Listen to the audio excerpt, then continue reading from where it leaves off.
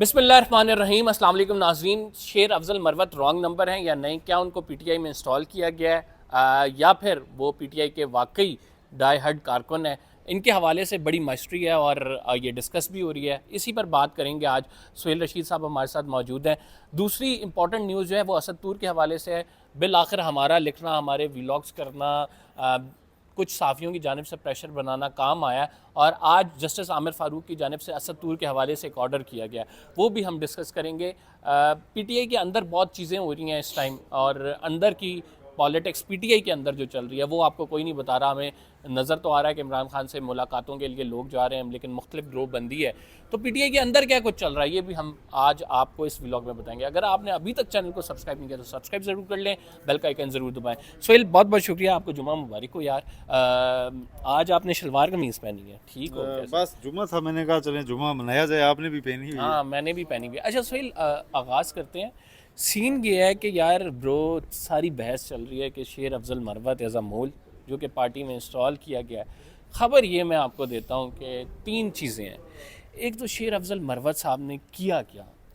Party ने रोका कि 6 टॉक शोज़ में नहीं जाना, 6 लोगों के, जिसमें सलीम साफ़ी, इसमें जो है शाहज़ेब खानज़ादा, इसमें जो है वो आदिल शाहज़ेब थे, तो कामरान शाहिद थे। 6 एंकर्स के टॉक शो में नहीं जाना और उसी रात जो है शाहज़ेब खानज़ादा के शो में शेर अफजल मरवत साहब पहुंच गए। फिर दूसरी ख़बर ये है कि 6 लोगों के नाम दिए गए इस्लामाबाद हाई कोर्ट में कि इन्होंने इमरान खान साहब से अकेले में मुलाकात करनी है। वो 6 लोगों के नाम कटा के 2 लोगों को शेर अफजल मरवत ने ख़ुद का और एक और बंदे का नाम डाल दिया कि मैं मुलाकात अकेले में करूँगा। फिर तीसरी खबर ये है कि सेनेट में कुछ एक लिस्ट पीटीआई ने अप्रूव की थी, उसमें 3 मज़ीद लोगों के नाम ऐड किए गए जो कि बताया जा रहा है कि शेर अफजल मरवत की जानिब से ऐड किए गए, जबकि इमरान खान साहब का अप्रूवल नहीं था। तो इससे पहले भी शकू बात जो है वो आपको पता है, आदिल राजा साहब भी कहते रहे हैं, पीटीआई के अंदर से भी कुछ लोग कहते रहे हैं। और फिर ऐसे टाइम में जब पूरी जमात पे क्रैकडाउन हो रहा था खैबर पख्तूनख्वा में, वो रैलीज़ को लीड कर रहे थे और हम कह रहे थे बड़े बहादुर शख्स हैं। तो आपका क्या नज़रिया इसमें? क्या पीटीआई में शेर Afzal Marwat right now wrong number है? बहुत शुक्रिया जी। सबसे पहले तो देखें, हम तो इस पे तजिया ही कर सकते हैं सारी चीज़ें सामने रख के, और उसके बाद आप किसी नतीजे पर पहुंचना हो तो पहुंच सकिएगा। सबसे पहली बात ये जवाब बनाया जा रहा है कि शेर अफजल मरवत चूँकि खुद जेल में जाते हैं और इमरान खान को बस एक हद तक की इन्फॉर्मेशन देंगे तो उस पर उनसे फैसले मोर करवा के आ रहे हैं। अभी तक किसी ने यह क्वेश्चन नहीं किया कि ये जो बात कह रहा है शेर अफजल मरवत, ये इमरान खान का फैसला नहीं है। ये कहा जा रहा है जी कि वो चूँकि खुद ही मिल रहा है तो अपनी बात मनवा के आ जाता है। पहली बात ये कि इमरान खान अंदर, ये मैं आपको खबर दे रहा हूँ, इमरान खान अंदर कोई इग्नोरेंट या मतलब ऐसा बंदा नहीं बैठा होगा जिसे कुछ बाहर का पता नहीं है। इमरान खान को लम्हा बलम्हा की सूरत हाल जेल के अंदर पता है कि बाहर क्या हो रहा है, सोशल मीडिया पे क्या चल रहा है, इधर क्या हो रहा है, उधर क्या हो रहा है, किसकी क्या स्टेटमेंट आ रही है, उन्हें सब पता है।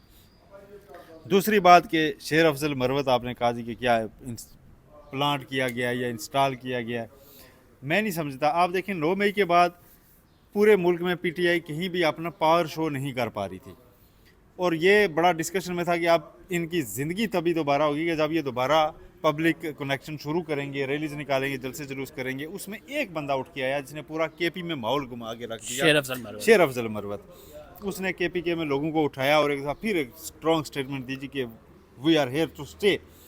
और यहीं तक नहीं, वो कराची सिंध के अंदर तक चले गए, रैलीज निकालने लगे और वो बज़ाहिर लग रहा था कि जो एक खामोशी थी ना, जो एक ठहरा हुआ पानी था, उसमें पहला कंकर उन्होंने मार दिया। उसमें लहरें पैदा हो गई हैं।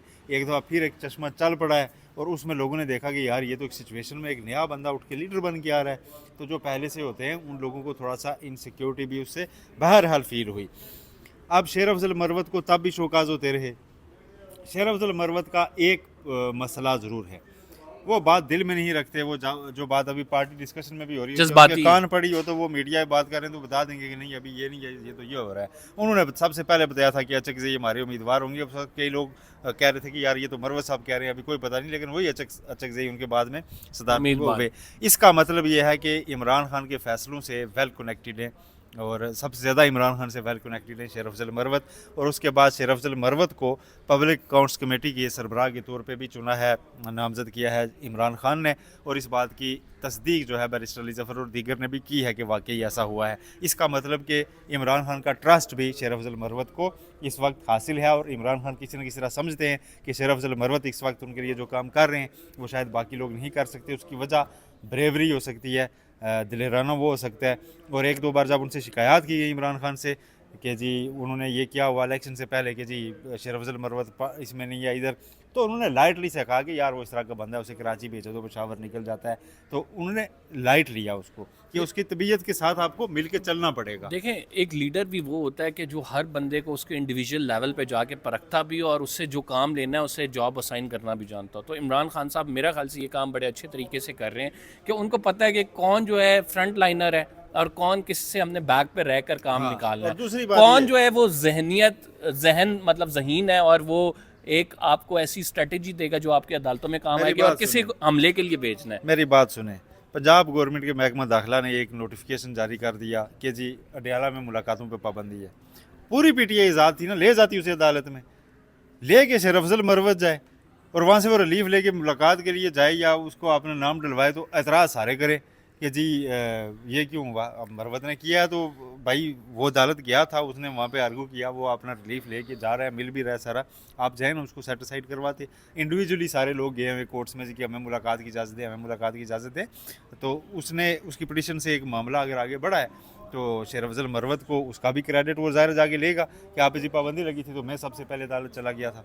लेकिन तो जो एक्टिव होता है वो फिर कहीं ना कहीं निकल जाता है। अब उनके अंदर क्या है, नीयत क्या है शेर अफजल मरवत की, वो तो वही जानते हैं, हम लोगों की नीयतों का तयन नहीं कर सकते। बज़ाहिर वो इस वक्त पीटीआई के साथ खड़े हैं, पार्लियामेंट के अंदर सबसे ज़्यादा शोर वो कर रहे हैं, सड़कों पे इलेक्शन से पहले उन्होंने निकाला है, फ़ाल वो हुए हैं। एक फिगर चाहिए था जो कि पीटीआई कारकुनान को वापस पीछे लगाए, वो इलेक्शन से पहले उन्होंने किया है। पूरे केपी में उन्होंने सारा मामला घुमा के रखा। तो आप तो ये समझते हैं कि ये बेसिकली उनकी बहादुरी है, ये नहीं है कि किसी के पीछे से थपकी नहीं है कि जाओ करो। एक बहादुरी है, देखें थपकी मुझे या आपको भी नहीं मिल सकती ना। एक बंदे की पर्सनालिटी है, एक करिश्मा है। करिश्मा जो होता है ना वो बड़ा मैटर करता है हमारी पॉलिटिक्स में। वो पीटीआई में किसी ना किसी तरह शेर अफजल मरवत ने अपने साथ अटैच कर लिया है। वो कैसे अटैच कर लिया, वही 9 मई के बाद जो खामोशी थी उसमें वो उठे, उन्होंने लोगों को कहा निकलो, कुछ नहीं हुआ, और वो इधर से भी लोगों को निकाल रहे हैं, दूसरी तरफ एक रेड लाइन अबूर भी नहीं करने दे रहे लोगों को। क्या कौन सी, आदिल राजा के साथ उन्होंने टक्कर ली हुई है, वो जो बैरून मुल्क बैठे हुए विला करे उन्होंने टक्कर ली हुई है कि स्टेट को भी बताएंगे हम स्टेट के मुखालिफ के साथ नहीं खड़े, जिसको आपने वो किया हुआ है हम उसके साथ नहीं खड़े, हम तो एक पार्टी हैं, हम अपने राइट की बात करते हैं। तो वो बड़ी मेरे ख्याल में वो जितने जज्बाती नज़र आते हैं उसके साथ थोड़ा सा वो समझदारी से भी लाइंस ड्रा कर रहे हैं। और मैं आपको एक और बात बताऊं कि आज पहला मौका है कि आपने अचानक मुझसे क्वेश्चन कर दिया शेर अफजल मरवत, मैंने कभी सोचा नहीं था। ये अभी मैं उनकी शख्सियत को खोलना शुरू हुआ तो ये पॉइंट्स अभी तक मुझे अच्छा, थोड़ा सा इनका माजी भी देख लेते हैं नाज़रीन। ये इससे पहले JUIF में रहे थे, ये जो हैं डिस्ट्रिक्ट कोर्ट के जज भी रहे हुए हैं, तो इनकी फाइनेंशियल इंटेग्रिटी के हवाले से काफ़ी सवालात उठे थे जब ये JUIF में थे। इवन जब ये डिस्ट्रिक्ट कोर्ट के जज थे तब भी, तो इनकी कोई फाइनेंशियल क्रेडिबिलिटी या वो बियॉन्ड डाउट नहीं है। हमारे बहुत सारे सियासतदानों की नहीं होती है, मैं ये एग्री करता हूँ। लेकिन जो सवालात उठ रहे हैं, क्योंकि मुझे ये एक दो अंदर के बंदों ने ही कहा कि यार ठीक है Sher Afzal Marwat is doing good for PTI, but he is not that honest which Imran Khan, मतलब यानी जो इमरान खान समझते हैं या इमरान खान उनसे एक्सपेक्ट कर रहे हैं पब्लिक अकाउंट्स कमेटी का। इमरान खान ट्रस्ट भी बहुत जल्दी करता है और इमरान खान जो है ना उसका ट्रस्ट खत्म भी बहुत जल्दी होता है। कानून का कच्चा कहा जाता है इमरान खान को कि किसी ने आगे कह दिया ना कि इस बंदे ने यूँ किया तो इमरान खान आधा यकीन तो उसी वक्त कर लेते हैं, दूसरी बार कहेगा तो पूरा यकीन कर लेंगे।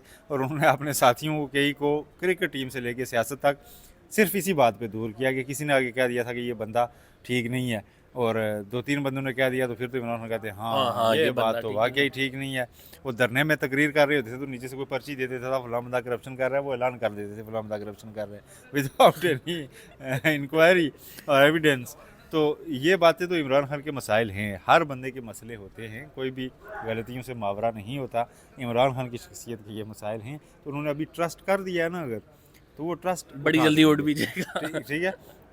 एक चीज़ और मैं आपको बताऊं, आज से 4-5 साल पहले किसी ने कॉलम लिखा था और उसमें ये बात लिखी थी कि पीर पगाड़ा जो होते थे पहले, हाँ उन्होंने एक दफ़ा कहा था कि बंदा जब 20-22 साल सियासत कर लेता है ना, तो उसे पता, उसे एक गुर आ जाता है ख़ास। वो गुर ये होता है कि किसको कब इस्तेमाल करना है, कब उसे डिस्पोज ऑफ करना है। तो उसने लिखा था कि इमरान खान को अब ये गुर आ गया है। ये तब का मामला है जब जहांगीर तरीन को उन्होंने, यही पॉइंट मैं एग्जैक्टली कह रहा था कि उस लीडर जो है वो बंदे को परखता है और फिर उसे जॉब असाइन करता है कि कौन सी जॉब पे कौन बेहतर खेलेगा, कौन और कब उस बंदे अटैकर है, कौन को डिफेंडर डिस्पोज है। ऑफ कर देना है। ये सबसे बड़ा गुर है कि कब उस बंदे से जान छुड़ा लेनी है। जुल्फ़िकार मैं मिर्जा आपको- की बात बताएं, आसिफ अली जरदारी ने जो मैं आपको अभी नवाज शरीफ का रिसेंटली बताता हूँ। हाँ। जब उन्होंने मज़ामत पे निकल के दरमियान से मुफाहमत का रास्ता निकाल रहे थे, तो मोहम्मद जुबैर को डिस्पोज ऑफ किया। तर्जुमान थे। हाँ। अब आके उन्होंने डिस्पोज ऑफ कर दिया। और मोहम्मद जुबैर ने बड़ी स्टेटमेंट दी है, आपको पता है। जिस रोस्टर पे जिधर हम खड़े हैं, पनामा स्कैंडल आया तो नवाज शरीफ के हक में सबसे बड़ी सजा करा ली यहाँ से। ठीक है, अब उनको डिस्पोज ऑफ कर दिया है। उस वक्त उनकी जरूरत थी, उनको अच्छा, मोहम्मद जुबैर ने आपको पता है क्या स्टेटमेंट दी है? मोहम्मद जुबैर ने कहा है कि मुझे जो है मुलाकात करने का जनरल बाजवा से वो नवाज शरीफ और मरियम नवाज ने कहा था कि वो जाके मुलाकात करें और इमरान खान साहब की हुकूमत गिराने की बात करें। जो ये सारा बयानिया बनाया जा रहा था कि शहबाज शरीफ डिग्गी में बैठ के गए, वहाँ वो मुलाकातें करते रहे, उन्होंने यूं करके ख़त्म कर दिया कि मैं तर्जमान था और मरियम नवाज और Nawaz Sharif was the main culprit behind that. जी जी, आप तो जावेद लतीफ़ बोल रहे हैं, काफ़ी लोग जो है ना बातें कर रहे हैं। मसला ये है, जिसे ये अंदाज़ा होता है ना कि मैं अब डिस्पोज ऑफ होने की तरफ जा रहा हूँ, तो वो फिर सारा चीज़ें बोलता है, वो हिटमैन बन जाता है। अब इशू यही है कि अब इमरान खान, शेर अफजल मरवत, तो इस वक्त हम जितनी तनकीद कर लें, जो भी लोग कर लें, इमरान खान को पता है कि वो उसको किस कैपेसिटी में यूज़ कर रहे हैं, वो उनके लिए क्या कर सकता है और कब तक उसे यूज़ करना है और कब उसे छोड़ देना है। ये फ़ैसला भी इमरान खान ही करेंगे, क्योंकि अब उनको भी वो टाइम जो पीर पगाड़ा ने मुकर्रर किया था ना कि इतने में आ जाता है, उतना अरसा सियासत में हो गया है। और अब जो उनके कार्ड्स हैं वो बड़े सोच समझ के प्ले कर रहे होते हैं, जिसमें ज़ाहिर है जारियत नुमायाँ है कि वो जारे मिजाज हैं और उसी को वो रखते हैं सियासत में ऊपर। लेकिन जब हम भी समझ रहे होते हैं कि यार बस बहुत हो गया ना, अब तो इससे आगे कुछ भी नहीं है, उस वक्त भी वो किसी न किसी जगह पे एजिटेट भी कर रहे होते हैं और किसी न किसी जगह पे वो मफाहमत बात भी कर रहे होते हैं। मफाहमत भी। तो मेरा भी अपना ये मल्टी प्रॉन्ग स्ट्रेटजी जिसे कहते हैं कि एक तरफ आपने मज़ाहमत रखनी है और एक तरफ फिर आपने वो दरवाज़ा भी नहीं बंद करना कि कुछ ना कुछ बातचीत मामला भी इनका आदम एतमाद हुआ और उसके बाद इन्होंने जनरल बाजवा के खिलाफ एक पूरी कैंपेन लॉन्च की हुई थी और पूरी इनकी जो है ना फॉलोअर्स पूरी दुनिया में उनके खिलाफ प्रोटेस्ट कर रहे थे। तो किसी को आइडिया भी था कि अफगान सदर में इमरान खान उनसे तो अब भी जाके मिल रहे हैं। बाद में खुद माने कि जी मेरी मुलाकातें हुई, बात नहीं बनी थी। तो उस दौरान भी अगर बातें हो रही थी, तो आज के वक्त में भी आप बैकडोर डिप्लोमेसी जारी रहती है। ये पॉलिटिक्स का असूल है, बहुत सारे लोग इससे इख्तिलाफ करेंगे, लेकिन बीइंग अ जर्नलिस्ट हम बहुत सारी ऐसी चीज़ों के शाहिद होते हैं कि जो पता लग रहा होता है हम आवाम में उस तरह बताते नहीं। खैर बहरहाल हम बात करते हैं यार, मैं एक छोटी सी एक फेक न्यूज़ और डिस्कस कर लेते हैं यार। अनवर मकसूद साहब जो है उनके बारे में जिस तरह से खबर चलाई गई, वो बेचारा खुद भी परेशान हुआ, उसकी फैमिली भी परेशान हुई और अनफॉर्चुनेटली उसे आकर फिर एक अपनी वीडियो बनानी पड़ी और बताना पड़ा कि खुदा रहा यार ये बस। अनवर मकसूद देखिए, अनवर मकसूद अपनी ज़ात में पाकिस्तान है। अनवर मकसूद पाकिस्तान बनने से पहले भी अनवर मकसूद की फैमिली बड़ी फैमिली थी। इन्होंने पार्टीशन के वक्त वहाँ से हिजरत करके आए और यहाँ पर साथ सिर्फ किताबें लाए थे और इनकी फैमिली में कई बड़े नाम हैं जिन्होंने पाकिस्तान को बड़ा कुछ दिया है। पाकिस्तान को इंटरटेन भी किया है, पाकिस्तान को इन्फॉर्म भी किया है, पाकिस्तान की ख़वातीन की बातें हों, मसाइल हों से लेके हर चीज़ को मतलब ना, आप किसी भी कौमी तकरीब में अनवर मकसूद ना हो तो आपको फीकी लगती है, फीकी लगती है। किसी लिटरेचर फेस्टिवल में अनवर मकसूद ना हो तो वो लिटरेचर फेस्टिवल में नहीं लगता। और अनवर मकसूद अगर कभी कोई सख्त बात भी करें तो वो इतने नरम रुई में लपेट के करते हैं कि अगले को चोट नहीं लगती। तो अनवर मकसूद को क्यों कोई उठाएगा या क्यों कोई मारेगा और ऐसी बेवकूफ़ी क्यों भला कोई सोचेगा भी क्यों अपने जहन में। तो उनके बारे में ये फैला दिया गया वास पॉलिटिकल गेंस के लिए कि उनको भी शायद ऐसा कुछ किया गया है। तो अनवर मकसूद को खुद आके वजाहत करनी पड़ी और उन बेचारों को कई बार करनी पड़ती है। पहले उनके नाम से ना ट्वीट चला करता था, मतलब जो भी है कि आप कभी इमरान खान के हक में ट्वीट्स, कभी नवाज शरीफ के हक में ट्वीट्स। एक दिन उन्होंने कहा 42 अकाउंट है, एक भी मेरा नहीं है भाई। एक दिन उन्होंने हमसे किसी ने पूछा ट्वीट्स आपकी होती हैं, उन्होंने जेब से ना मोबाइल निकाला, वो 11:10 था, उन्होंने सामने दिखाया कि ये फ़ोन है, कॉल आती है कॉल जाती है बेटा, इसके अलावा मैं नहीं जानता क्या होता है। तो नाज़रीन, ये जो सोशल मीडिया पे बहुत सारी खबरें बहुत सारे अकाउंट से चल रही होती हैं, तो हर किसी पे आप कान ना धरा करें। ऑथेंटिसिटी के लिए आप उन लोगों को सब्सक्राइब करें, उन लोगों को फॉलो करें जो वाकई ऑथेंटिक हों, जिनकी क्रेडिबिलिटी के हवाले से कोई शक व शुबात ना हो। और दिस इज़ सो रॉन्ग कि आप अगर किसी भी पॉलिटिकल गेन के लिए किसी दूसरे का नाम इस्तेमाल करें और उसकी फैमिली सफ़र करें। अच्छा जी, मेन टॉपिक जो हमारा असद तूर के हवाले से, यार मतलब हद कर दी गई थी, हमने इस पर थोड़ा सा प्रेशर बनाया सहाफ़ियों ने, और फिर उसका नतीजा आज निकला है कि फिर बिल आखिर जो है आमिर फ़ारूक साहब ने कहा नहीं जी वो कल ही केस सुना जाएगा। इससे कल जज साहब क्या कह रहे थे, जज साहब कह रहे थे यार कल तो बड़ा इंपॉर्टेंट केस है, परसों तो छुट्टी है, तो ऐसा करो मंडे को रख लो। कल असद तूर की वालदा की यार वीडियो आई है, और वो जिस तरह से मतलब बात कर रही थी, दिल रो रहा था अंदर से। मतलब असद तूर की अगर आपको थोड़ा सा फैमिली बैकग्राउंड बताऊँ, वो उनकी सिर्फ ये वालदा है और असद तूर साहब हैं खुद, और उनकी भतीजी है। तो अब असद तूर साहब जो है ना, वो ज़ाहिर बात है जब वालदा के लिए एक बेटा ही होता है जिस पे वो डिपेंडेंट होती है, अब उनका कोई राइट नाउ घर में उस तरह से नहीं है, तो वालदा बेचारी परेशान हुई और उन्होंने कल एक वीडियो जारी की। वो वीडियो जब वायरल हुई तो आज हमने देखा कि हाई कोर्ट थोड़ी हरकत में आई। चीफ जस्टिस साहब पहले हुक्म दे चुके थे, लेकिन नीचे की मातहत डालते हैं, वो कहते हैं हम बादशाह हैं जी, यहाँ से ऑर्डर जो भी आए हम बादशाह हैं। तो ये जब मायूं दिलावर बादशाह हैं, उनको हाई कोर्ट बार बार एक ट्रायल वापस भेजा करती थी, तो शाह खान ने कहा कि इसको ये ठीक नहीं कर रहे, करो, उन्होंने फ़ैसला सुना दिया था आदमी। तो वो तो बादशाह हैं, तो उन्होंने इस बार भी थोड़ी सी बादशाह करने की कोशिश की, लेकिन नहीं आगे चल सकी, क्योंकि सुप्रीम कोर्ट के ऑर्डर बड़े वाजे हैं उसमें। अब जस्टिस आमिर फ़ारूक साहब ने जो ऑर्डर किया वो इसलिए अच्छा है कि उन्होंने उसमें हवाला दे दिया है कि सुप्रीम कोर्ट के ऑर्डर की रोशनी में आप इसको देखें और कल सुने।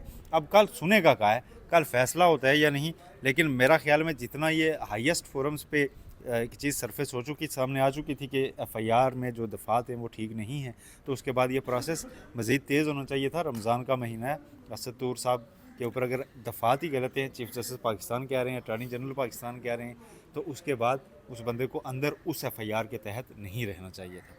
सर दिस इज़ जर्नलिस्ट को भी अब ये डिसाइड करना चाहिए sir, this is our red line. या मतलब आप ठीक है, आप हमें आज़ादी राय से रोके, मैं असद तूर की भी बिल्कुल बेजा जाके वो उनकी हमायत नहीं करूँगा, ठीक है, आपको अल्फाज का चुनाव भी देखना चाहिए, बट सर कुछ चीज़ें ऐसी होती हैं कार्रवाई कि जहाँ कानून पे के तहत ही होनी चाहिए ना यार। अगर कोई कानून में आता है, कोई जुर्म हुआ है तो ही आप करेंगे ना।